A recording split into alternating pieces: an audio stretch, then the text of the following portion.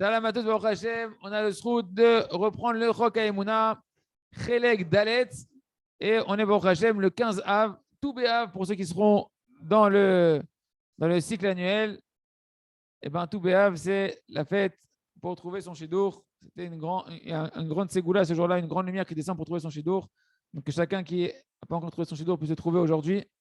Et celui qui est déjà marié, qui puisse avoir le shalom dans son zivoug. On continue donc avec le journal de la foi. Le 15 Av. Amilchama Marshavot Haraot. Donc la guerre dans les mauvaises pensées. Rappelez-vous qu'on est en train d'apprendre à travailler le mauvais caractère de la tristesse à travers la Emouna. Et on est dans l'exemple de Yosef Hatzadik. Yosef Hatzadik qui est le symbole de la Hitraskout, du renforcement par rapport aux situations désespérées. Yosef, on se dit, quoi, qu'est-ce que tu crois? Tu crois que Yosef, pour lui, parce qu'il était tzaddik, alors c'était facile d'être en prison, d'être jeté de sa famille. Il faut savoir que pas du tout. Yosef Hatzadik, il avait lui aussi des combats terribles dans sa pensée. Des pensées de désespoir qui l'ont attaqué, de tristesse, qu'il allait rester célibataire toute sa vie, qu'il n'aurait pas d'enfants toute sa vie, qu'il n'aurait pas de maison, qu'il ne pourrait pas faire de business, qu'il n'aurait pas de parnassa, qu'il allait rester abandonné, isolé du monde, coupé du monde, et que personne n'allait s'occuper de lui durant toute sa vie. Jamais il pourrait étudier la Torah, jamais il pourrait progresser spirituellement. C'est les pensées qui l'ont traversé. Parce que c'est un être humain, c'est pas shoot. Il n'y a pas d'être surnaturel que comme ça, sans combat, tout va bien, tout est facile. Sinon, c'est pas un tzaddik. Sinon, c'est un malach. Et lui, il s'est dit, quand je vais rester toute ma vie ici, enfoncé avec des ovdés avodazara, des idolâtres, des sorciers, des débauchés qui sont enfermés en prison avec moi, sans pouvoir accomplir les mitzvot, parce que je suis enfermé dans de la touma, dans de l'impureté, etc. Je ne peux pas accomplir les mitzvot dans des endroits de touma, d'impureté. Mais Kitsour, il avait toutes les raisons de se désespérer, de se culpabiliser, etc. Et de se mettre en colère sur lui, sur Hachem, sur ses frères, et de pleurnicher, mais Kitsour. Il avait toutes les raisons de ne pas être content. Et il ne faut pas oublier que lorsqu'on parle de l'épreuve de Yosef, son épreuve à Yosef, elle est bien plus importante que ton épreuve, que mon épreuve, que l'épreuve de n'importe qui, parce que toutes ces épreuves, elles étaient réunies en même temps. Et en plus, pour Yosef, d'après la nature des choses, d'après la logique des choses, il aurait dû rester toute sa vie en prison. Il n'y avait pas de logique qui sort de prison d'Égypte. Quelle valeur elle a une vie comme ça pour un homme qui est dans cette situation-là? Comment tu veux renforcer cet homme-là? Comment tu veux le soutenir? Qu'est-ce que tu peux lui donner comme argument? Quel rayon de lumière tu peux lui faire rentrer dans son obscurité tellement obscure? Tout est obscur du début à la fin. En plus, il est tzaddik, il a tout bien fait, c'est ça sa récompense. Terrible! Et ce n'est pas 1 an, 2 ans, 3 ans, 5 ans, 10 ans. Et en particulier la 12e année. Imagine-toi, ça fait 12 ans qu'il est là. Où est-ce qu'il doit en être dans sa tête, Yosef Hatzadik? Quel combat que le Yetzirah devait essayer de le faire rentrer dans le Yéhouch pour essayer de le briser. Mais Yosef, c'est ça la force de Yosef, de Mashiach ben Yosef. Il combat ses pensées, il se renforce, il crie à Kadosh Baruch Hu, Hachem, tenli emuna, que tout est pour le bien. Il a jeté sa tête. Il chantait Ani lo mevin klum, lo mevin klum, rak ma'amin, she'akol letova. Même si je ne comprends rien, j'ai la emuna que comme ça Hachem il veut et comme ça c'est pour mon bien. Et ça, les amis, c'est ça. J'ai dit, même si peut-être c'est mon tikkun, peut-être que mon tikkun, c'est toute ma vie, je dois servir Hachem à me renforcer dans la Emouna, dans des conditions qui vont être difficiles jusqu'à 120 ans. Et c'est mon tikkun, c'est ma Avodat Hachem, c'est mon service à Kadosh Baruch Hu. Si c'est ça qu'Hachem veut pour moi, et ben je vais te simcha dans ça, parce que je sers Hachem comme ça. Moi, je suis là pourquoi? Je suis là pour servir Hachem. Hachem veut que je le sers en prison, je sers Hachem en prison. Et je remercie Hachem. Les amis, ça existe en Israël comme ça. Rav Rouch envoie ses élèves en Israël. Comme ça, c'est dans des prisons en Israël. Comme ça, ils sont des prisonniers. Je connais des élèves du Rav Rouch qui sont ici à la Yeshiva au Kollel. Ils étaient en prison. Ils sont sortis avec ces Sfarim du Rav Rouch de Jardin de la foi. Ils ont étudié ces passages-là. Ils ont vécu ça. Mais ce qu'on dit, c'est pas sadique. Chanter Hachem, nous, Akadosh Baruch Hu, il a réfléchi. Il dit quoi? Il n'y a que 2 possibilités. Soit Yosef, tu es Mahami dans Hachem, ou soit tu n'es pas Mahami dans Hachem. Soit tu crois, soit tu ne crois pas. Si tu crois en Hachem, que tout vient de lui, alors tu dois aussi croire que tout est pour le bien et tu dois danser ici et tu dois remercier Akadosh Baruch Hu ici. Tu dois le remercier. Et lorsque il a senti qu'il avait toutes les raisons, mamash, les plus justifiées d'être triste, il s'est dit, Yosef, c'est vrai, tu as raison. Tu as toutes les raisons du monde de d'en vouloir à la terre entière et d'être triste. Mais avec cette raison-là, avec ces raisonnements que tu es en train de faire, tu vas tout perdre. Qu'est-ce que tu vas gagner avec ces raisonnements? Tu vas tomber tout de suite dans la tristesse, et celui qui est dans la tristesse, Hachem, il l'abandonne. Toute la grandeur de Yosef, c'est parce que Hachem, il était avec lui, parce qu'il était joyeux. tu vas perdre ta émouna avec ta raison. Tu vas perdre ta spiritualité. Et ça va t'amener sur toi quoi? Ça va faire que t'alourdir ton fardeau et amener encore d'autres galères sur toi. Alors, au lieu d'avoir raison, sois intelligent. Sois intelligent et comprends que ta raison, elle t'amène à ta désolation. Et c'est que l'œuvre du Yetzirah qui va essayer de te laminer l'esprit, de te faire tomber dans le désespoir profond. Alors ne sois pas un homme raisonnable. Donne la raison à Hachem. Dis que c'est Hachem qui a raison. Et confiance en Hachem. Et comme ça, Yosef, tu verras des délivrances. Et les amis, cette image de Yosef, dans la Hidbo des doutes, il faut se la rappeler, chacun dans sa difficulté. Et chacun, il doit se dire, c'est pas moi qui ai raison. Je ne veux pas avoir raison. Je veux que c'est Hachem qui ait raison. Et avoir foi en Akadosh Baruch Hu, que tout est sous sa providence, que tout est pour le bien. Et c'est seulement comme ça que tu pourras être Bessimcha Tamid. Je crois que Rabbi Nachman dit c'est une grande mère d'être toujours Bessimcha dans toutes les situations. Mais comment je vais faire? Rappelle-toi Yosef Hatzadik. Apprends de Yosef Hatzadik, c'est un Mashiach, Yosef. C'est un Mashiach, c'est une source d'intelligence de délivrer de toutes les obscurités les plus grandes. Quoi qu'il arrive, si tu fais ça, hein, tu verras des grandes délivrances et tu verras des grandeurs comme ce qui va se passer pour Yosef quand il sortira de son épreuve.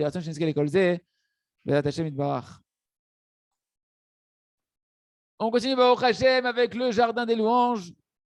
Hein, rappelez-vous qu'on a vu cette notion de pouvoir servir Hashem sans intérêt, juste pour la simcha des mitzvot, sans penser à la récompense, juste parce que je suis simcha de servir Hashem. Quelle gloire, quel mérite de pouvoir servir le roi des rois. Et de cette Torah-là, du Yekutei Moharan en particulier, on voit que Rabbi Nathan explique, encore plus en écoutant la Chot, que celui qui n'arrive pas à ce niveau-là, d'être joyeux dans la mitzvah, d'être joyeux, comme il y en a qui chantait quand à Simchat Torah, moi chantais mitzvah gedola liot besimcha, lui chantait simcha gedola liot be mitzvah liot be mitzvah tamid. C'est une grande joie d'être toujours dans la mitzvah. Quand tu as conscience, c'est quoi la mitzvah? Les traber l'Hachem à travers.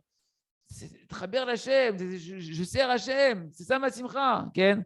Celui qui n'arrive pas à faire ça, qui n'arrive pas à être besimcha de la mitzvah, à tel point qu'il est simcha, il est heureux, pas parce qu'il va être récompensé dans le monde futur ou dans ce monde-là, juste parce que je sers Hachem. Alors celui-là, hein, il n'a pas atteint le but pour lequel il a été créé encore. Même s'il fait la mitzvah, il n'est pas encore dans le but de la mitzvah. Parce que Khamim nous a appris que Kadosh Baruch Hu, il a créé l'homme. Ken, pourquoi il a créé l'homme Kadosh Baruch Hu? Parce qu'il ne voulait pas qu'il reste une âme qui profite d'un pain de la honte. Que Kadosh Baruch Hu, c'est quoi le pain de la honte? Kadosh Baruch Hu, il aurait pu t'amener sur toi un kiff, un extase, une jouissance à chaque neshama, sans que tu fasses une récompense, sans que tu fasses rien du tout. Un kiff, tu es en extase avec Hachem, ouais, Hachem, merci de m'avoir créé, c'est génial, etc. Sans que je fasse rien du tout. Tu es en transe de kiff, de connexion avec Kadosh Baruch Hu. Est-ce que Kadosh Baruch Hu, pourquoi il a fait ça, Hachem? Fais un truc plus facile, un truc qu'on kiffe, on te dit merci Hachem, merci Hachem, et c'est tout. Comme si tu mets sur la chaise longue au soleil, tu kiffes, ah, merci Hachem. Kadosh Baruch Hu, il voulait donner à chacun, il ne voulait pas que ce soit un pain de la honte. Il a voulu donner à chacun d'entre nous un monde futur, une récompense, comme Moshe Rabbeinu. Non, il aurait pu nous donner un monde futur comme Moshe Rabbeinu sans difficulté. Le même niveau que Moshe Rabbeinu, sans aucune difficulté. Sans nous faire descendre dans ce monde-là, avec toutes les épreuves. Pourquoi un tel Yetzirah? Pourquoi j'ai une telle lourdeur à l'intérieur de moi? Et pourquoi des telles épreuves? Et ma femme, les Shlom Bayit et compagnie. Pourquoi? Parce que la Neshama, elle est divine. Parce que l'âme, Hachem, il l'a créée, une partie de lui-même qui est divine.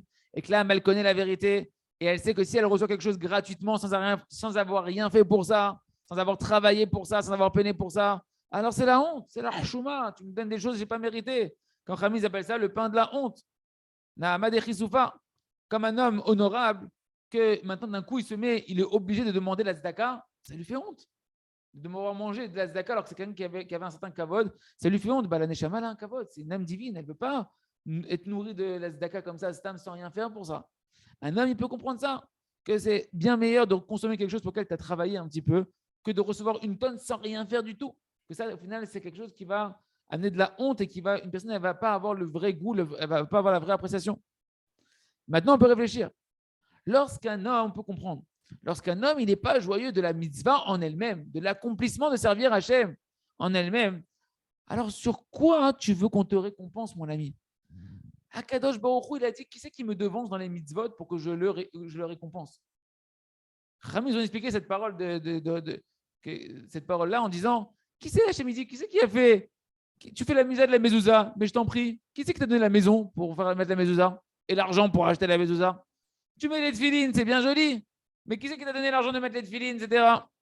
Toutes les mitzvot qu'un homme y fait et toutes les conditions pour arriver à l'accomplissement de la mitzvah, c'est Hachem qui les a fait. Et plus que ça, si tu vas aller plus profond, il dit le Rav, même la mitzvah en elle-même, c'est Hachem qui l'a fait. Pourquoi? Parce qu'Hachem, il est ribon kol ha-ma'asim. On dit plusieurs fois tous les matins, c'est le maître de toutes les actions. C'est lui qui fait toutes les actions, Hachem. Alors, c'est quoi ta part à toi? Tu veux une récompense dans la mitzvah? T'es où? T'es pas dans la mitzvah. T'es ni dans les conditions de la mitzvah, ni dans la mitzvah. L'essentiel de la récompense de la mitzvah, c'est dans la joie que tu as dans la mitzvah, dans la volonté, dans l'enthousiasme que tu as dans la mitzvah. Parce qu'encore une fois, la mitzvah, c'est Hachem qui te la met devant sur un plateau. Ken, au niveau matériel et au niveau spirituel, c'est Hachem qui l'a fait la mitzvah. Alors où est-ce que tu es, toi? Toi, tu es dans la volonté, dans la joie, dans l'enthousiasme. Et c'est ça qu'Hachem, il prend du nachatrouar, du plaisir de ta mitzvah. Et c'est marqué dans plein de soirées, Makdoshim, il dit le Rav que j'ai vu, en particulier dans le Chida, le Rav ramène le Chida ailleurs, que l'essentiel du Sachar et du plaisir d'Hachem et de la récompense d'un homme dans la mitzvah, c'est sur quoi? Sur la simcha. D'accord? C'est pourquoi on apprend de là que celui qui n'est pas arrivé encore à la joie de la mitzvah, pour servir Hachem, merci Hachem de me lier à toi, de me donner l'honneur de te servir, alors son salaire qu'il aura dans le Lamaba, il sera aussi un pain de la honte. Même les mitzvot, il est venu ici, ça sera encore leur chouma. Parce qu'il va se rendre compte qu'en fait, il a quasiment rien fait. Tout c'était Hachem. Il t'a mis des parents, il t'a mis à l'école, il t'a donné l'envie, il t'a veillé, machin. Et toi, après, tu as suivi comme un robot. Ok, c'est par là, c'est par là, c'est par là. Ok, tu t'accoles, les filets, les machins, des trucs. Tu vas dire quoi? En fait, j'ai quasiment rien fait. Ouais, t'as quasiment rien fait. Alors, chouma. Tu vois, à côté des gens, on dit, regarde celui-là, comment il s'est efforcé d'être Bessimra. Parce que, ouais, le seul effort qui te reste, en fait, après, vraiment, c'est la joie, l'envie, l'enthousiasme. Ken. C'est pour ça que ça explique bien, hein, maintenant, pourquoi le Harizal, il a témoigné sur lui-même que tout le niveau qu'il a atteint, c'est par la joie qu'il a travaillé à avoir dans les mitzvot. Le travail qu'il a fait d'être joyeux dans les mitzvot, c'est ça l'essentiel, c'est ça qui a fait que le Harizal il s'est élevé à des perceptions d'Hachem énormes.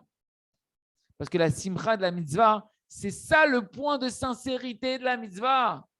Ça ne suffit pas de se traîner au Beth Midrash, c'est très bien, mais après, il faut chercher à mettre l'enthousiasme, il faut chercher à mettre. C'est un combat énorme, mais il faut chercher à réveiller la volonté, chercher à retrouver la joie quand j'allume les bougies pour une femme, quand elle se couvre la tête. La femme va dire, waouh, quel mérite que je me couvre la tête, je t'abarre chez moi là, merci, j'ai la kippa, et Tov Hachem, que j'ai tzitzit, merci Hachem que j'ai un peu des périodes ou des grandes périodes, merci Hachem que j'ai pas rasé la barbe avec le rasoir, merci Hachem Itbarach, que je mets les tefilines, et Tov Hachem, quel cadeau extraordinaire, de m'habiller de sanoua, une fille elle est tsniout, tu dois remercier Hachem. Pas juste, il faut faire la snio, sinon on va brûler en enfer. Non, tu as le trou de servir Hachem, tu es une princesse du roi, tu t'habilles de manière dignement, tu t'habilles aux habits royaux et tu fais le raton Hachem. Zé Simcha Sheli, j'ai le trou de servir le roi des rois, de donner du plaisir. Et je ne pense pas au Lamaba, je ne pense pas au monde futur. Je pense juste à Hachem, à la Simcha de l'Iyah Kadosh Baruch Hu. C'est ça ma récompense. Ma récompense, c'est que tu me donnes le srout d'être dans la cour du roi et de servir le roi. Ça, c'est ce qu'on appelle la simcha, la vraie simcha du service d'Hachem. On continuera avec Hachem à approfondir dans le prochain shiur. On continue avec Hachem avec notre livre à travers champs et forêts pour pouvoir faire avec Hachem, nous, nos femmes, nos enfants, nos petits-enfants, tout l'âme Israël, tous les jours, minimum 1 heure d'être des doutes. Pas obligé d'être dans un champ ni dans une forêt. Vous pouvez faire ça à la maison, je vous rassure. Vous pouvez faire ça au Beth Midrash, n'importe où. Et là, on est dans l'approfondissement de faire au moins une amida dans la journée avec Kavana. Ya Habibi, prends au moins une fois que tu rentres dans la salle des trésors du roi, au moins fais-toi un kiff et fais un kiff au roi et tu ouvres la porte, dans la salle des trésors, dans la amida, tu peux tout prendre. Ne pars pas comme un voleur, on t'a pas mis dehors. C'est pourquoi un homme, il doit fixer au moins sur lui, de prendre sur lui de faire au moins une amida par jour de manière allongée. Ça va influencer toutes les autres prières que tu vas faire, toutes les autres amidotes de la journée. Parce que le fait que tu as fait au moins une amida avec Havana, alors au moins maintenant, il y a une prière dans la journée où tu as appris ce que tu dis, que tu sais au moins ce que tu dis. Ouais. Et donc ça va te permettre plus facilement de te concentrer dans les autres prières après, etc. Et tu renonceras moins à la prière des autres offices. Pourquoi? Quand tu vas voir quel bénéfice tu vas gagner de ta tefila, quand tu pries Bekavana, tout ce que tu ressors rempli de ta tefila, alors à ce moment-là, ça va te donner l'enthousiasme, etc., de toujours prier Bekavana. Et ça, c'est la différence qu'il y a entre les talikim et les autres gens du peuple, d'accord, comme nous, que les tzadikim, ils ont investi toute leur force dans la Mida. dans le moment où on est en train de parler à Kadosh Baruch Hu et faire notre demande à Kadosh Baruch Hu. Comme j'ai entendu d'un de mes maîtres, il me dit le Ravarouche, il s'est étonné. Il a dit comment c'est possible qu'on ne prie pas avec Havana, qu'on ne prie pas avec concentration de la Hamida. Il a dit moi, depuis toujours, je n'ai pas fait une Hamida sans chercher et m'efforcer à la prier avec Havana. Il n'a pas dit qu'il a fait toute la Hamida de Bekavana avec concentration du début à la fin. Mais il a dit c'est jamais arrivé que j'ai fait une Hamida où je n'avais pas un ratson, une volonté de me concentrer. Qu'est-ce que ça veut dire de venir devant Hachem et de se dire ah, c'est bon, ça là, laisse tomber. Tu es dans la salle du roi. Tu es dans la salle des trésors du roi. Il y a une fois, tu peux dire ça ne sert à rien, je n'ai pas besoin, etc. C'est bon, baraka, j'en ai assez. Tu es devant Hachem. Et comme ça pour tous les tzadikim.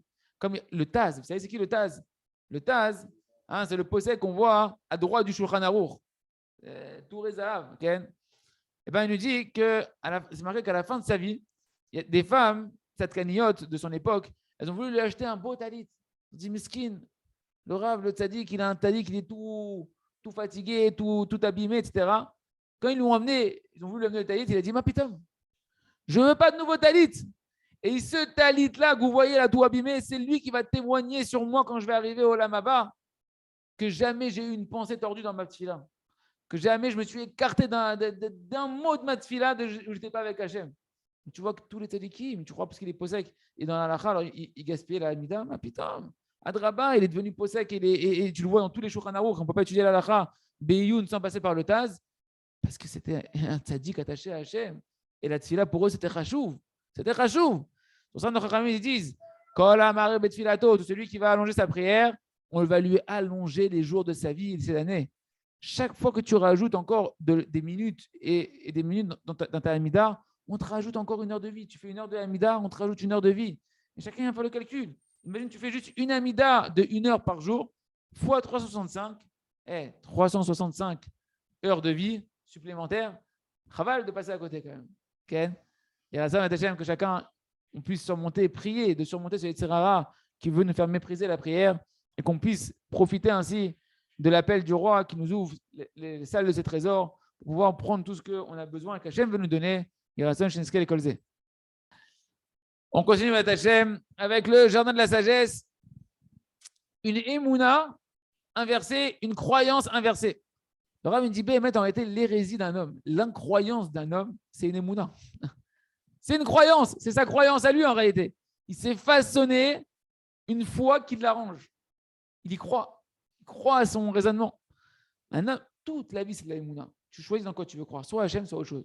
Et croire en autre chose, c'est la vodazara. C'est un service étranger. Tu crois d'un truc étranger à la réalité. Okay. Un homme, en réalité, il croit dans son incroyance. Okay. Et même qu'il n'arrive pas à la prouver, parce que de prouver que Dieu n'existe pas, c'est impossible. C'est impossible.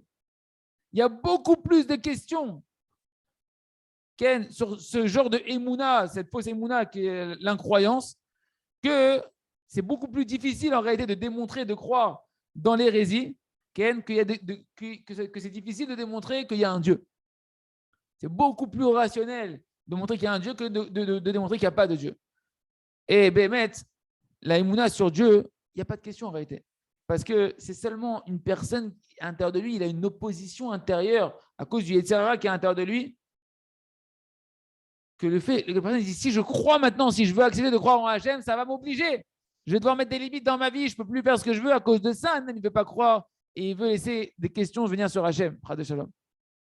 Et ça, les amis, cette hérésie-là, c'est une grande croyance qu'il a, l'incroyant. Que même qu'on va te montrer, à toi, au bonhomme qui est hérétique, on va lui montrer la foi devant ses yeux. Il va rester avec sa croyance à lui, dans son hérésie. Pourquoi? Parce que son hérésie, qui est amour, parce qu'en réalité, son hérésie, on ne peut pas la voir avec les yeux, il ne peut pas la prouver, mais Béhémet, la Emouna, on peut oui la voir avec les yeux. Un homme qui se met à prier, qui voit des résultats, etc., il voit avec ses yeux. Tu peux voir, tu étudies la Torah, tu vois des choses qui sont merveilleuses, tu vois avec tes yeux Hachem. Il se trouve qu'en réalité, l'hérésie, c'est un homme qui est complètement attaché à sa Emouna. C'est il d'avoue, il est attaché à sa croyance. Et c'est tout ça. Pourquoi? Parce qu'il veut faire ses plaisirs à lui. Il veut laisser le mal qui est à l'intérieur de lui, de son Yetzirah, faire ce qu'il veut. Et donc, comme ça, il est obligé, pour pouvoir se libérer des tourments et des. Comment on appelle ça? Qu'une personne il a des des remords, ouais, alors il veut se construire un monde où il s'est isolé de la Torah. Comme ça, il peut faire sa porcherie.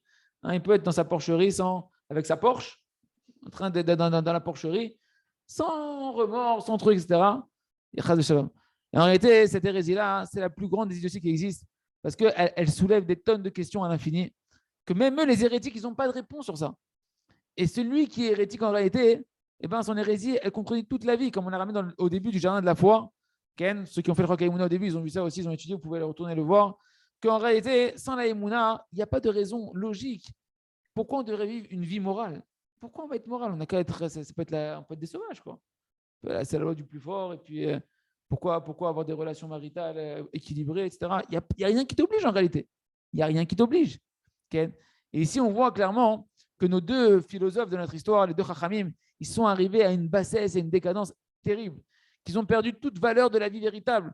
Et au lieu d'honorer les créatures, d'honorer, même si ils n'ont pas la même croyance, d'autres personnes qui sont devant eux, qui vivent avec leur émouna à eux, avec leur foi à eux, non, eux, ils préfèrent les mépriser, se moquer d'eux, prendre tout le monde en dérision, etc. Un niveau très, très bas, moral. Et après tout, ils pensent malgré tout qu'ils ont raison.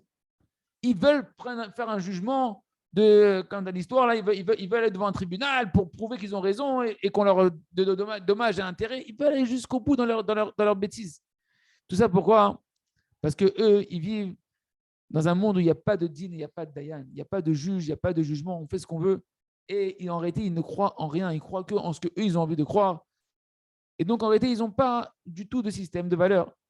Comme on l'a dit dans le jardin de la foi, sans la Emouna, il n'y a pas de raison de mettre des valeurs dans la vie. Il n'y a pas de raison de mettre des valeurs dans la vie. Que nous aide à avoir une foi simple et à renier toutes ces questions qui viennent dans notre tête.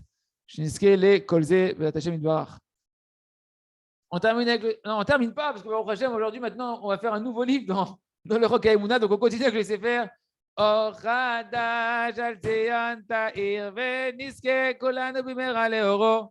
Les amis, donc on est en train de travailler le Yetzer Hara du sommeil. Un homme qui veut dormir et qui se jette dans le sommeil comme ça, dans le fauteuil ou dans le lit, avec aucune volonté forte de s'opposer au sommeil, alors celui-là, il va être capturé par son sommeil, comme quelqu'un qui est kidnappé, ouais, et il va être attaché à des cordes qui vont mamash chas de shalom l'étouffer spirituellement et matériellement dans son sommeil. C'est pourquoi le sommeil, comment il l'appelle? Ce qu'on dit dans la tefila, même le matin quand on se réveille, on dit Amahavir Revle Shena, qui retire les cordes du sommeil. Tous les matins, quand tu remercies Hachem de t'avoir sorti de ton sommeil, tu dis Revle Shena, les cordes, les liens du sommeil, les menottes du sommeil.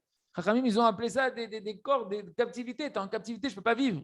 Les enfants, regardez les enfants en bas âge, comment ils ne veulent pas dormir. Ils sont couchés à 11h, ils se lèvent à 6h. Mais repose-toi. Non!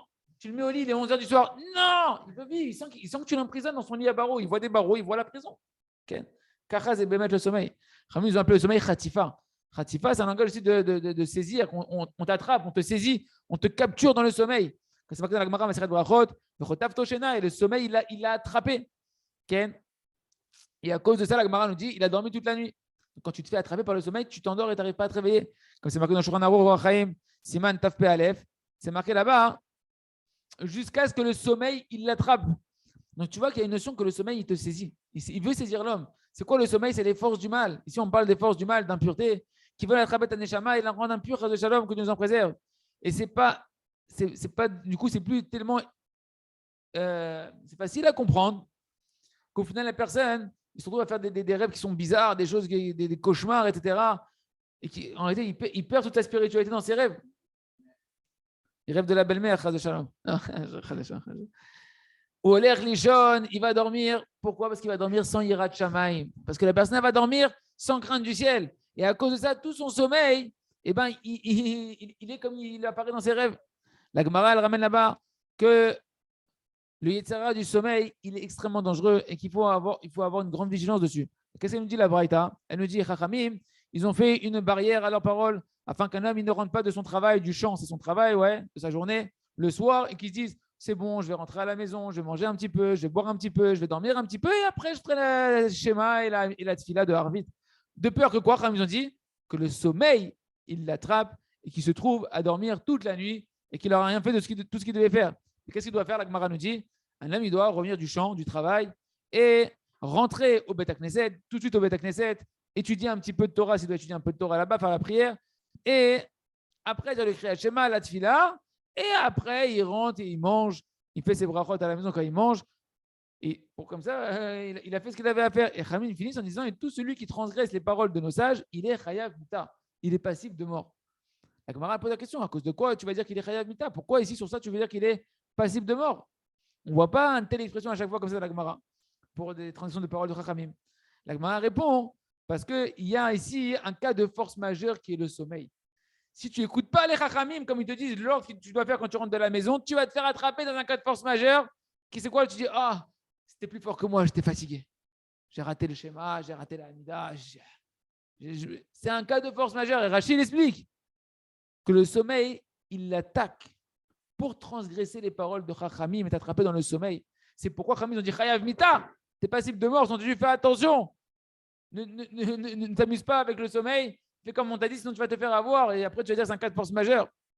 Donc on voit ici ce qui est important pour nous de cette Gemara-là, c'est qu'on voit que le sommeil, il attaque et qu'il vient te faire rentrer dans un cas de force majeure où après il te saisit et tu es comme un captif que malgré toi tu ne contrôles plus. C'est plus fort que toi et ce qui se passe dans ta tête dans la nuit et tu n'arrives pas à te lever, etc.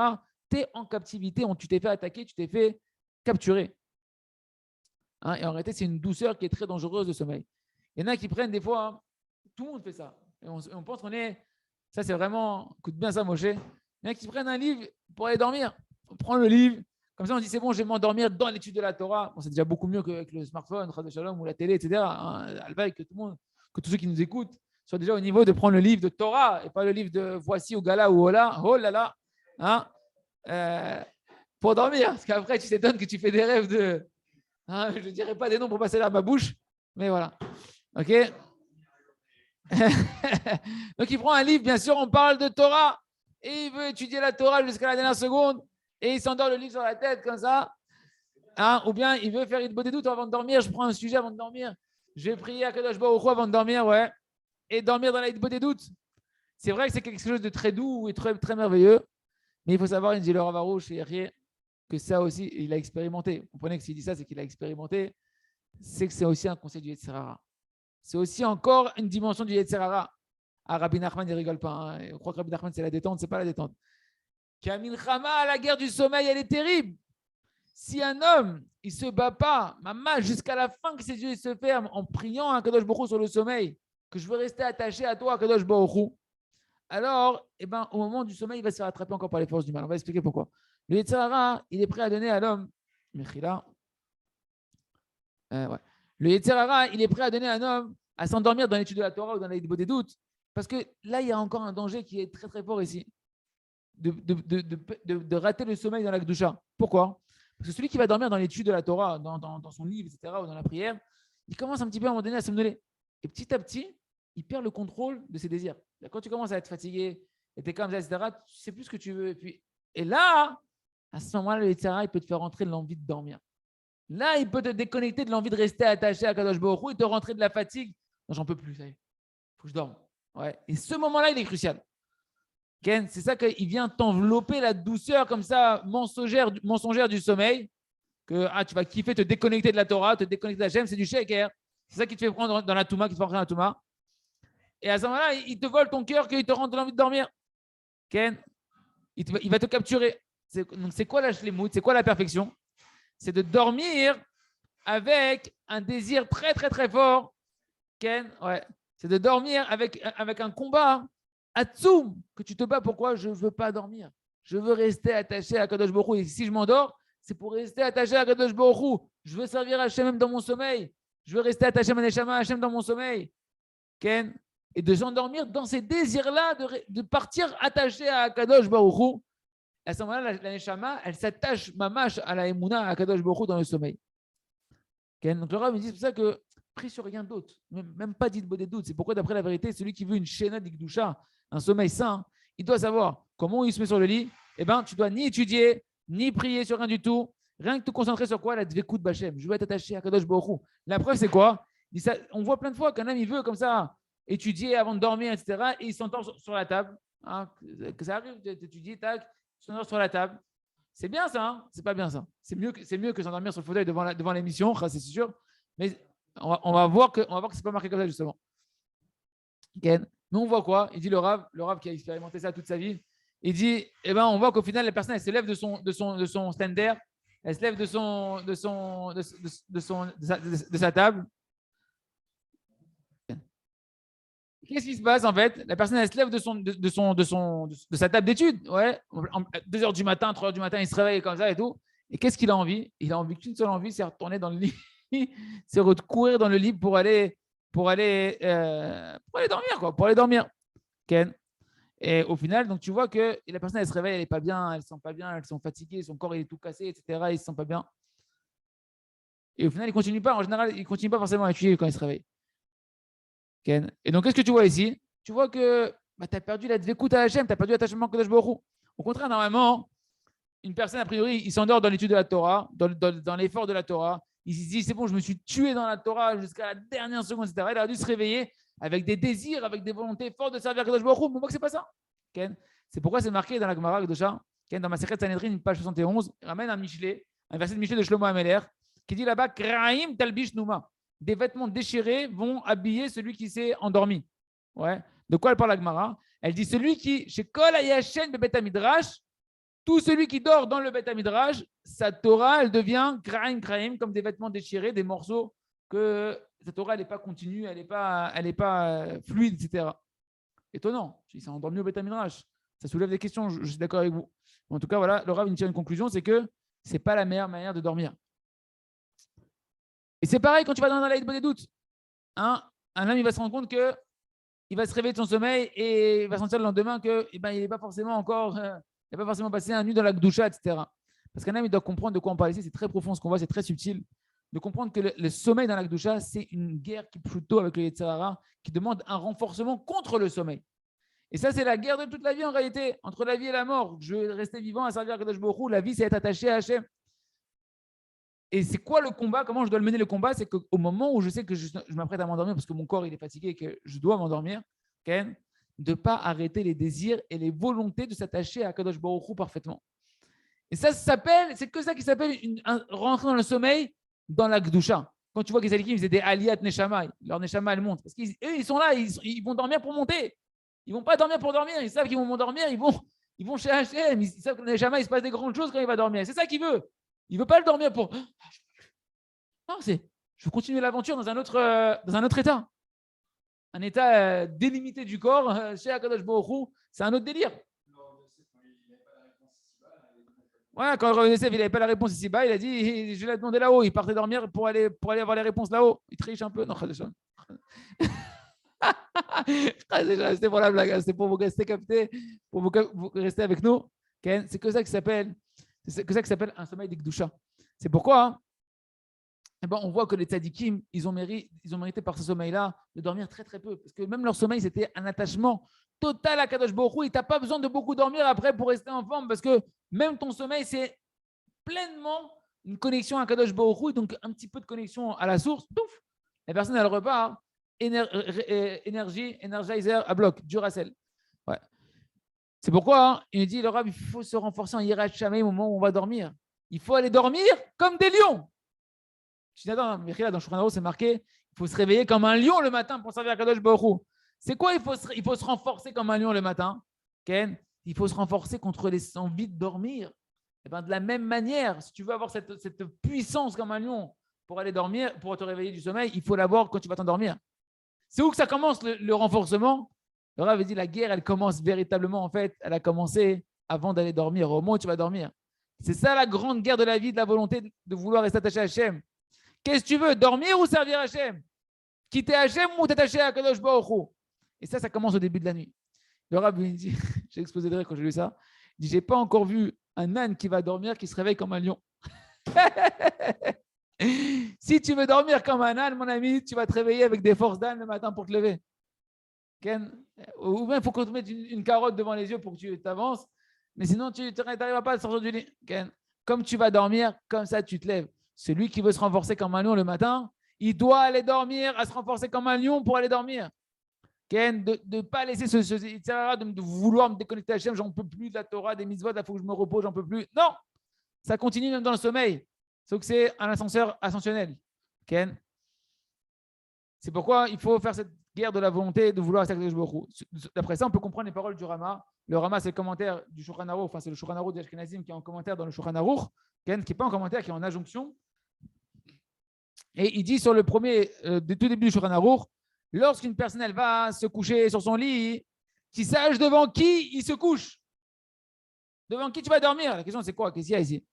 On ne parle pas ici du matin. Dis-moi le matin, je sais devant qui je me lève pour aller servir à Kadosh Baruch Hu. Il dit non, devant qui tu te couches? Ken, il aurait dû dire ça pour les halachot du Kriyat Shema du soir à la rigueur. Devant qui tu te couches? Non, il dit ça le matin. Dans les halachot du matin, du Ashkamat Boker, du lever du matin. Il dit regarde, si tu regardes bien toutes les paroles du Rama, du début à la fin, eh ben, le langage qu'il a dit dans le Shulchan Aruch, tu vas bien comprendre. On cite le Rama et on s'arrêtera là-dessus pour ce livre.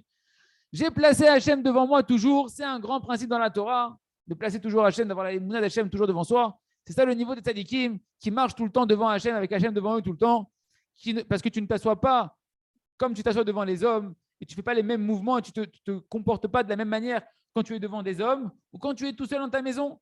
D'accord? Et pareil, à plus forte raison, quand tu es devant un roi extraordinaire, tu ne te comportes pas pareil.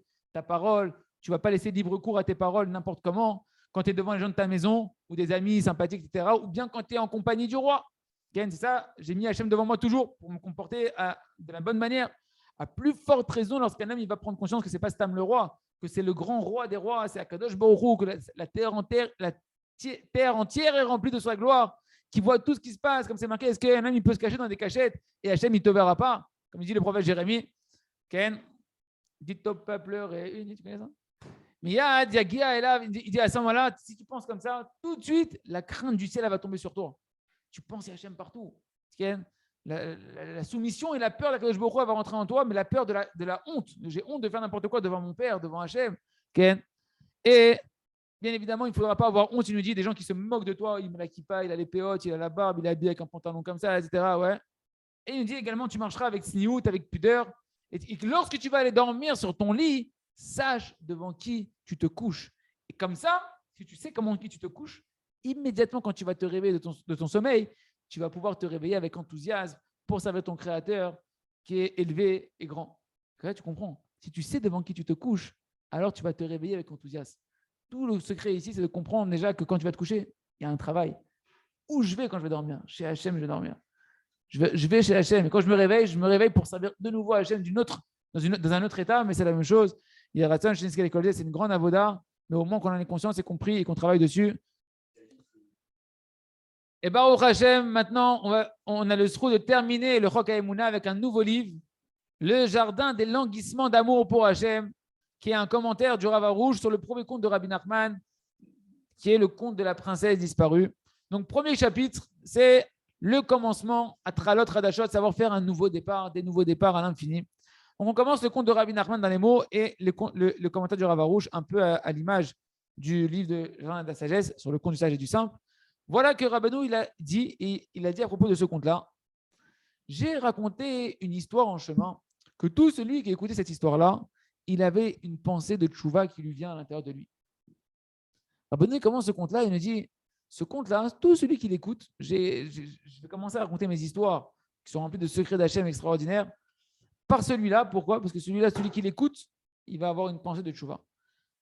On s'arrête là pour le conte de Rabbi Nachman. C'est quoi une pensée de tchouva? Parce que si Rabbeinu, il parle de la grandeur de son conte, de ses contes et de son premier conte par rapport à la pensée de tchouva, il faut quand même avoir conscience de quoi Rabbi Nachman, qu'est-ce qu'il veut nous faire cadeau dans ce conte-là. C'est quoi une pensée de tchouva? Extraordinaire définition qu'il faut garder pour la vie, et se la répéter tous les jours. C'est lorsqu'une personne elle pense dans son cœur. Écoutez bien la culpabilité, comment elle va prendre un coup ici. Même si moi, je suis le plus grand rachat qui existe au monde, le plus grand des fauteurs, la femme qui vient de se mettre en colère sur ses enfants, elle a levé la main, elle a mal parlé, elle dit je leur ai fait du mal, je suis la pire des femmes du monde entier, etc. Et bien elle dit, même si c'est vrai, à partir de maintenant, je veux changer mon chemin. Je veux être mamash comme Hachem, il veut que je sois. Ça, c'est vrai pour chacun et sa Avera. Chacun et son trait de caractère. Chacun il peut mettre la pire des Avera qui le plombe et il doit se dire cette phrase-là dans sa tête. Et la préparation, c'est avec sa bouche. C'est ce qu'on appelle une pensée de tchouva, un hir-our de tchouva, qu'à partir de maintenant, je veux être comme Hachem, il veut qu'il soit, peu importe ce qui s'est passé juste avant. Et là, les amis, extraordinaire développement que Laura ramène plusieurs fois. Dans la Gemara, c'est ramené ce qui est tranché finalement de cette Gemara-là dans le Shulchan Aruch, dans le code de loi juif. Donc, c'est quelque chose qui a été tranché pour tout le Ham Israël. Que lorsqu'un homme il a une pensée de Teshuvah, immédiatement, il est appelé dans le ciel un juste parfait. Tu viens de lui éclater la tête. Ouais, mais je veux être sadique. T'es sadique. Dans le ciel, t'es sadique. T'es tzaddik, il faut prier pour croire dans le Shulchan Aruch et la Gemara qu'elle dit ça. Bien que tu n'as pas changé du tout. Tu dis, attends, mais il a encore les piercings, il a encore le truc, etc. Ouais. Même si pour l'instant, le changement, il n'est pas visible à l'extérieur. Même si pour l'instant, le changement, il n'est que très à l'intérieur, qui ne se voit pas à l'extérieur. Celui qui sonde les cœurs et les reins, il connaît ta volonté. Il voit ce qui se passe. Et à ses yeux, à Hachem, qui voit ton cœur, il te considère à ce moment-là comme un tzaddik. Regardez la bonté, la miséricorde infinie d'Hachem. Tu n'as pas changé encore d'un iota à l'extérieur. Hachem, il dit, il a changé. Et c'est tombé, vous n'avez rien compris, vous. Moi, j'ai vu le cœur de mon fils, c'est ça que je veux. Tant qu'un homme, il n'abandonne pas cette volonté-là de vouloir être comme Hachem, il veut qu'il soit, il sera considéré constamment aux yeux d'Hachem comme un tzaddik parfait. Le Yetzirah, il va essayer de tout de briser la croyance dans ces paroles-là. Toi, tu dois te battre pour croire dans tes tefilot, dans cette parole-là. Même que tu es loin encore, très très loin de tes aspirations concrètement dans les actions. Tu es très très loin, tu n'arrives pas à changer.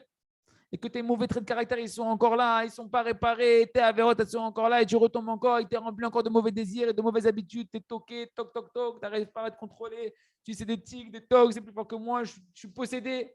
On s'en fout. Tu es possédé, mais on ne possède pas ta volonté. Tant que toi, tu gardes ta volonté, malgré tout ce que tu peux te raconter et me raconter, et raconter à tous les rabbanim ce que tu veux, cette volonté-là, tant qu'elle est unilatérale de vouloir servir à Kadosh Baruch Hu, c'est ça qui va permettre de redresser tout le chemin, qui fait qu'aux yeux d'Hachem, constamment, tant que tu renouvelles cette volonté-là, tu es considéré comme une tzadika, tu es considéré comme un tzadik, mais pas seulement un tzadik parfait. Et c'est sûr qu'il faudra faire les changements concrètement dans les actes. Mais ça viendra léat, avec un bon apprentissage, comme on fait dans le Chok HaEmuna. Il suffit de faire le Chok HaEmuna et de l'accomplir, ce qu'on dit. Et véritablement, vous verrez comment vous allez changer par les conseils de Rabbi Nachman et Hachem. De ces paroles-là, il sort un renforcement extraordinaire pour un homme, peu importe où tu es spirituellement, après chaque chute, après chaque échec, tu peux te renforcer et renouveler ta volonté en disant « Ah, maintenant, je fais un nouveau départ.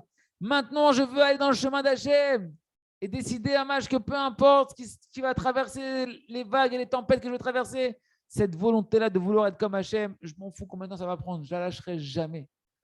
Et je sais qu'Hachem, en plus, tant que je fais ça, je considérerai comme un tzaddik. Je continuerai à augmenter ces volontés-là, ces désirs-là de vouloir être comme Hachem veut que je sois, et me rapprocher de lui. Et comme ça, peu importe les vagues et les montées et les descentes, je resterai toujours avec cette étiquette de tzaddik ou de tzaddika parfaite aux yeux de Kadosh Baruch Hu.